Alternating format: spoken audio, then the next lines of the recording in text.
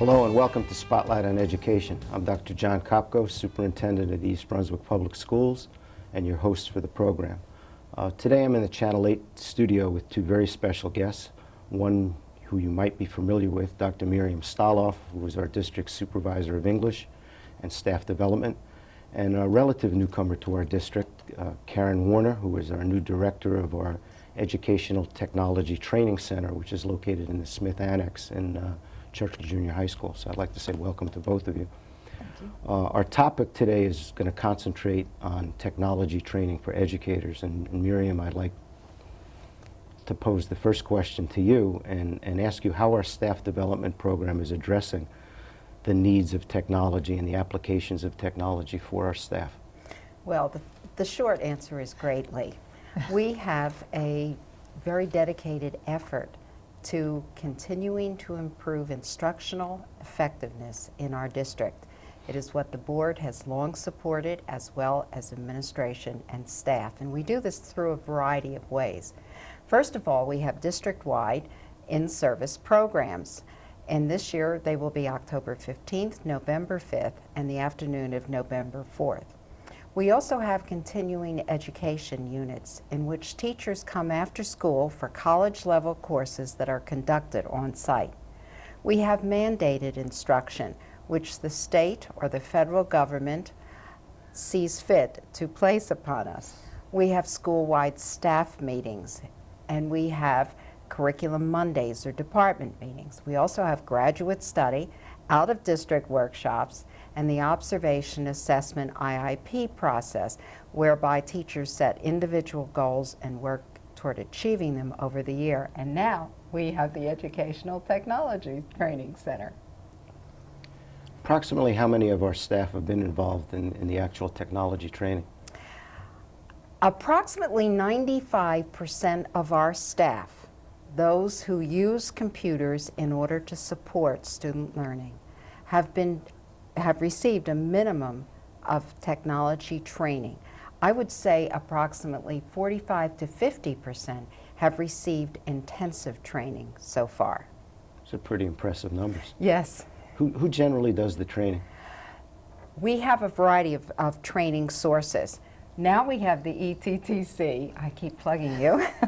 We also have our own staff, our own teachers, who may have been actually trained to do this. For example, our technology training teachers can turn around and train staff. We have turnkey trainers who have been trained, our staff members have been trained outside of the district who come back and share the training. We have out-of-district trainers such as Stevens Institute, who is running internet training workshops for us. We have professional trainers, which we used over the summer because we ran so many technology workshops. We have administrators, central office administrators, our director of technology, supervisors who also do computer training. Well, this past summer was a really particularly busy one for us. Yes, it was. There were lots of technology workshops offered. Would you describe some of those for us? Well, we had over 50 workshops, many of them technology, and the technology ones were duplicated. They fall into two categories. The first, generic. This would include things like internet training, introduction to Windows and East Brunswick Network, Word for Windows, and PowerPoint. We also had 17 content-specific workshops, including art and music, computer-friendly primary grades, technology training specifically for second or third or fourth or fifth grade teachers, math training with Geometer Sketchpad, internet training for 5 through 8 science, again the Stevens program where teachers learn to use real-time data, technology training for media specialists, for teaching social studies, for teaching foreign language, ESL and bilingual education. And last of all, we developed a technology training course for our students as part of our summer workshops in which they would receive honors credit or college credit. Well, we do have tapes taken at the workshop for the media specialists, which was held at Churchill Junior High School, and also a workshop that you did at East Brunswick High School for 4th grade teachers. So we're going to take a look at those tapes now. Good. Well, welcome back to our Media Specialist training. This is our second day. We're learning PowerPoint. PowerPoint is a powerful tool for presentation and learning. As you know, all teachers will be learning PowerPoint and will be using it as part of their teaching repertoire during the year. They'll be creating PowerPoint presentations to help students visually understand and see the information. As a matter of fact, during this summer, teachers in grades 2, 3, 4, and 5 are spending 4 days learning about computers, how to use computers in instruction, and are developing PowerPoint presentations as well. You media specialists and instructional technology aides are really very important in the schools because you're the first person that most people will come to if they have trouble with understanding PowerPoint or Word. And so we're in a 3-week intensive set of workshops to get you well prepared for the coming of school. Each school will be using PowerPoint when their labs are up and running. And today we have Tim Desmond, who's been our trainer so far, and he's going to be continuing his training on PowerPoint. Tim? Okay, we're going to pick up where we left off earlier, and taking you through creating the different types of slides, bringing different forms of media into your presentation, such as photographs and clip art, and even text. The last piece of the PowerPoint presentation is the presentation itself. We've touched upon the transitions being the change that goes into effect from slide to slide, and the builds, which is the change between the different bulleted points on each individual slide. As I told you earlier, the way to move through the presentation is to click on the space bar or any of the mouse buttons, and that will advance your presentation. However, there's another option available to you in a situation that you may need it.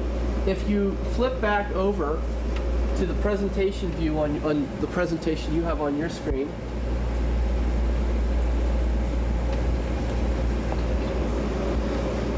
the presentation comes up and the first slide comes up, and when I hit the space bar, the build for the next piece of text comes in.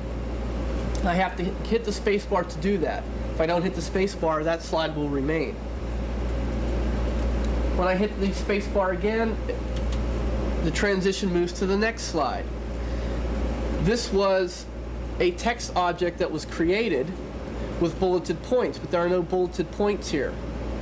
To get those bulleted points, I must hit the space bar, and that will bring them into the text object. That was the only one, and so when I hit the space bar, that was the end of the presentation.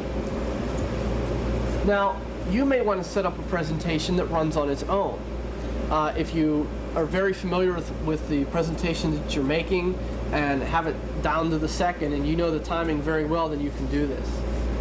The same way that you can set the entire presentation to go through the same transition by selecting all, you can do that with this as well. And I'll show you the first slide, and then I'll show you how to do it to the whole presentation. You take the first slide, and you want to make sure it's highlighted. Make sure you have the black border around your slide. This is in the slide sorter view.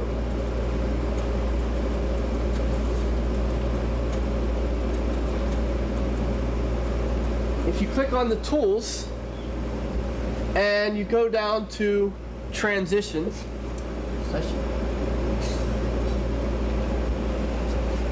what it tells me is it tells me what transition I have set up, which is the checkerboard across. You can also alter the speed of the transition. If you want the checkerboards to move slowly, slow, there's medium. It defaults to fast. They're all set to fast unless you change them. Down here, you see advance. And this is similar to a slide projector. When you click a button on the mouse clicker, the space bar, that advances to the next slide. However, you can set it up to be timed. And the way you do that is you click in automatically after, and you have your flashing cursor there, you can put in the amount of seconds you want to pass before it moves to the next slide. Now you can do that with just one slide. Let's say you have a presentation with 20 slides and you want the first 5 to move at a time pace, but then at that point you want to stop and give some instruction. Well, then for the first 5 slides you can set it up that way.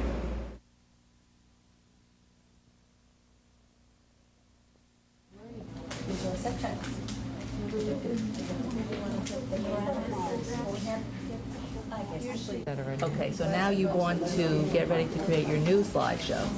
So you're going to pull down the File menu and choose New.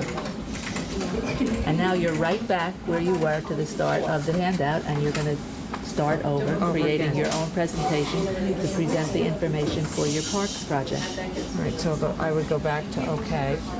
And now I start everything. Everything New again. picture, new Exactly. everything. Exactly. You have all the Okay. steps right there in the handout. Okay. Okay? Terrific. Yep. Excellent. Great. Okay, now you are going to get some information from Netscape? Yes. Okay. Actually, what I want to do is pull up what I had yesterday, Okay. Your which I own. saved on the disk. Excellent. Okay, now, but here's where I don't want to go to Net. Well, I do want to go to Net Search because I want to get back on again. Now, did you say this information has bookmarks, or you saved I it? saved it as bookmarks, so I'd go to bookmarks, I'd pull that down, I'd hit the file, and it would come up. That's correct. Okay, in the meantime, I've got this going, and that's all right at the That's same fine. time. So pull down the bookmarks menu. Go to bookmarks and pull down the File menu and open.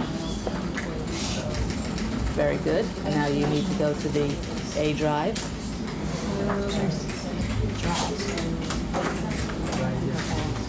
Excellent. And that's what I want is right there. Exactly. And click now, OK. And there's all the bookmarks that you saved. Terrific. It's amazing. In which case, you would close your presentation template and you'd pull down the Format menu, and in the back, you would be able to shade any of the backgrounds that you want to do, any color that you want to. Yes? Okay, let's try Okay. it. So you have to go to the toolbar and close this first. Just close it and go to Format, pull down. You can close it all the way. See that light gray means that it's inoperable. Close all the way? Mm-hmm. Turn it back to file. Yes. New. New. Blank presentation. Oh, okay, we Go go back to. here. Yes. Okay. And then you'll want a title slide. It's already highlighted for you. Press OK. Now, you put in your title, you put in your subtitles, and then you'll go and format your Okay, background. so our title Okay. is Grand Teton National Park. Now, this gives... visual section.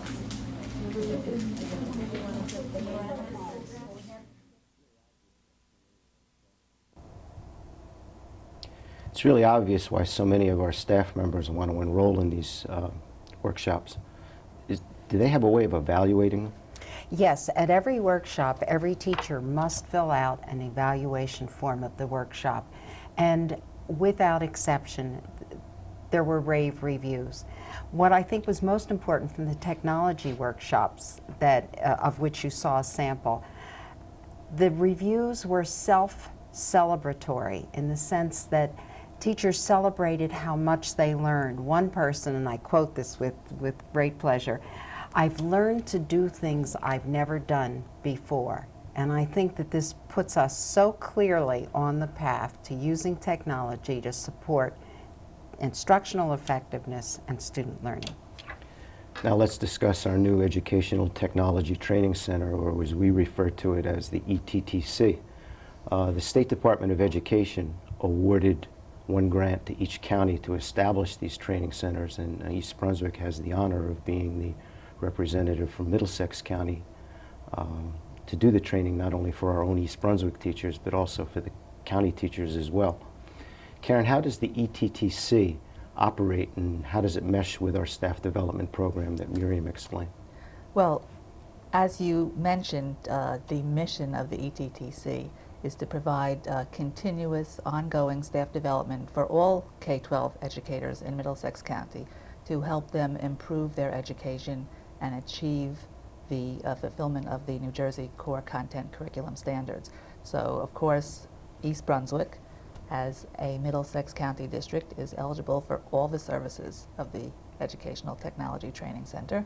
And I'm happy to report that East Brunswick staff has been very enthusiastic since we sent out our very first full catalog this fall. So we will see East Brunswick teachers signing up in droves for all ETTC workshops.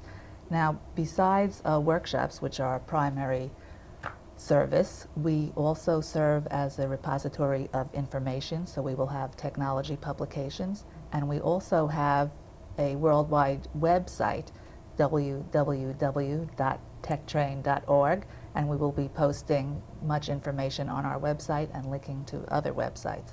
The third thing that the ETTC will do is serve as a demonstration center, so we will have the latest hardware. We hope to collect a large collection of software to serve as a preview center, and we will also be offering tours of the district and showing really what goes on in technologically enriched classrooms. And the last thing that we offer is direct support to districts. Every district, in order to receive the New Jersey Distance Learning Aid, must have an approved technology plan. So we will be helping districts to write this plan. Now, this summer, we hit the ground running, and as you heard Miriam describe, there was a full array of workshops, fully subscribed, not only from East Brunswick staff, but also from Middlesex County educators as well. Now, during the summer, we held these workshops in the district schools because our center was not ready. But it has been completed, and as a matter of fact, the very first workshop that was held in our ETTC was for district administrators, and it took place the week before school started. And we have a tape of that workshop that we're going to take a look at now. Okay, if you look up at the TV, at the monitor, I'll show you what happens when a student logs on. When all the students come into the lab, they will come in and it will be already set up. One of the things that we did do is we did train the Media Center specialists.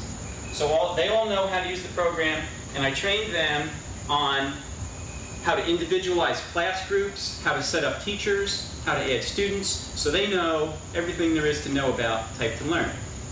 They may forget some of it, but they'll reinforce it real quick as they start to learn it. I've also trained the teachers on how to use it. In Miriam's workshop, I came in and worked with the teachers. So they'll be responsible to bring their kids into the library or into the Media Center, the lab, to help reinforce what the Media Center specialists are teaching. Okay, so this is what they'll see when they come in. They'll see the teacher's name, which happens to be me. There can be 6 or 7 teachers' names, doesn't matter. They'll choose their teacher. They'll say, okay. And then they'll hear this. 8, 7, 5, 4, 3, 2, 1, 0. Lift up.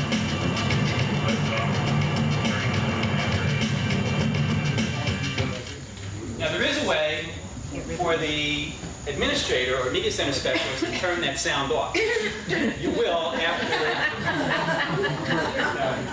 I guess the second or third time they fire up the computers.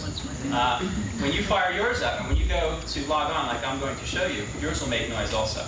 So we'll get to see what it sounds like. So you just have to turn the speakers down. Okay, the first, I'm going to check Mrs. Hauser's name.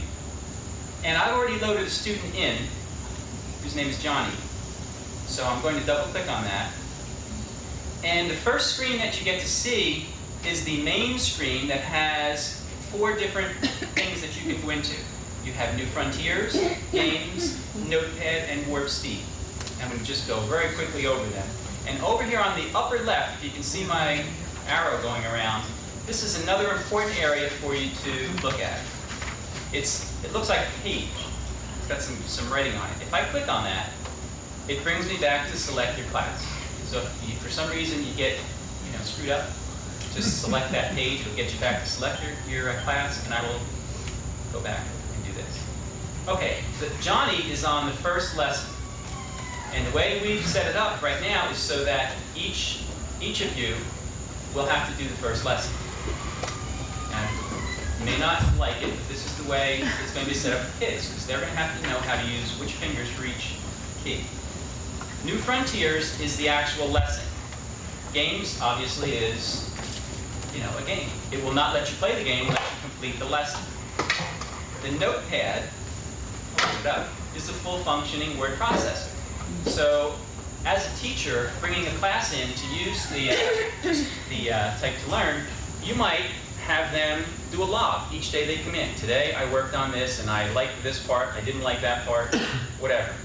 So it's a full functioning word processor. We'll go back up to this little icon here, get back to the New Frontiers. There's also warp speed, which will not work until you get past the 5th lesson.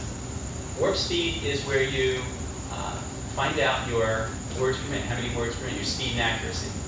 So what I want you all to do right now is on the front cover of that, up in the corner, very small, write how many words per minute you think you keyboard.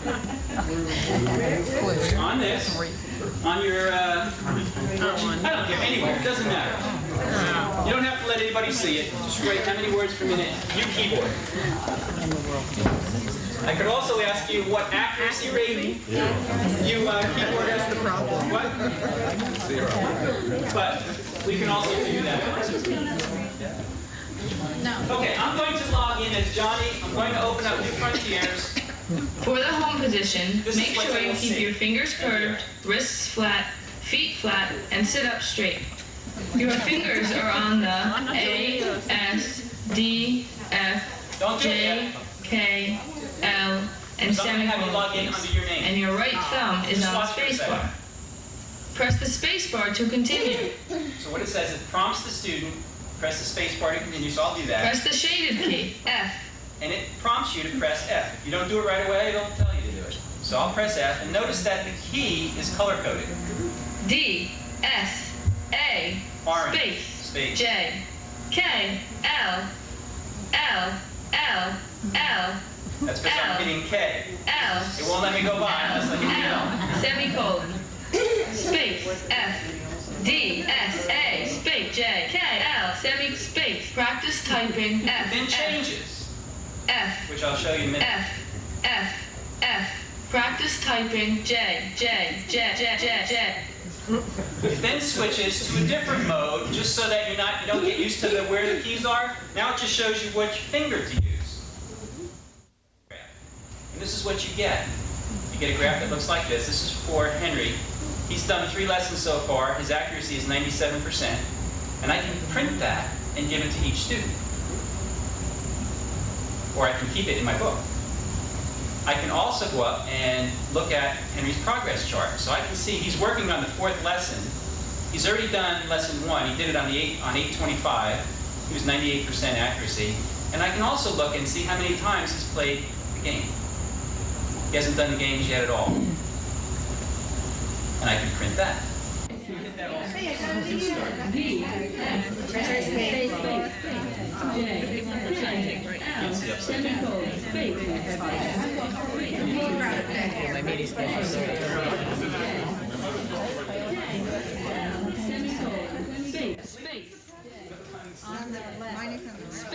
I don't want to.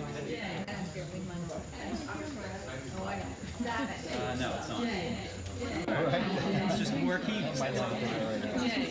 Space bar and you're on your way.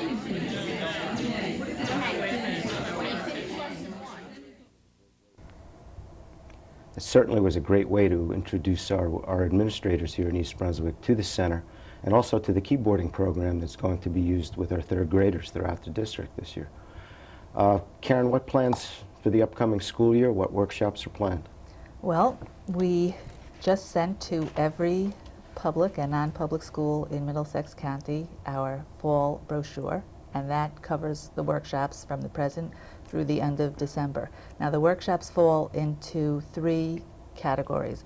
One is curriculum-based, and the workshop that you saw earlier in the program, Technology Training for 3rd grade teachers, is an example of that. And we have revised, refined, adapted that program to offer it during the year. In the summer it was 4 half days, and during the year it will be 2 full days. The second category is planning, and we have already given 2 sessions in technology plan writing, and Dr. Ogden and Betsy Willie presented that workshop, and we will be continuing that through the year. The third category is technology tools for educators. So we have a full array, PowerPoint, as you saw earlier in the program, Microsoft Word, Excel, etc. An example of the curriculum-based workshop might be spreadsheet for elementary and middle school classroom. Another one planned is internet access for foreign language, the technology-enhanced foreign language classroom. So we are not letting the technology drive the curriculum. Our curriculum drives what technology decisions we make. So we are using the technology across all the content areas. Also, the ETTC is part of the 21 group of EdTech centers throughout the state, and we meet monthly, and we are quite a potent group, so we will be talking to vendors and seeing what great deals we can cook up for all the districts throughout the state. Well, thanks so much to both of you for being here today. As you know, staff development is really a major objective in our technology plan, because it certainly enhances the opportunities for the students, and I'd like to thank you both for the work that you've done on this project, because thus far it's been very, very impressive. And Miriam, I'd like to congratulate you. You'll soon be retiring and leaving the district. You've contributed wonderfully and served in a distinguished manner here in East Brunswick. The things that you've brought to the district have definitely had an impact on the students here, positively to our programs and to our staff. So congratulations on a job well done. Thank you. To the audience, I'd like to thank you for watching, and hope you'll be back with us again next month, when we'll be taking a look at the district construction projects and the impact that that has on our educational program for students here in East Brunswick.